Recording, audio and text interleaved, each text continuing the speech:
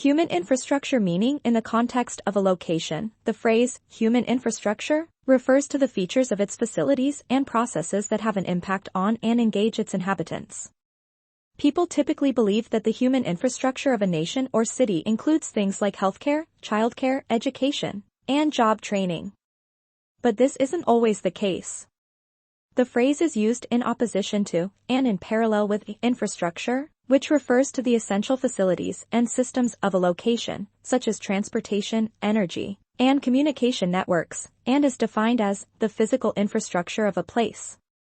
This most often refers to physical objects such as roads, bridges, pipelines, power lines, and buildings, but it may also apply to programs, organizations, and organizational structures as well as organizational structures.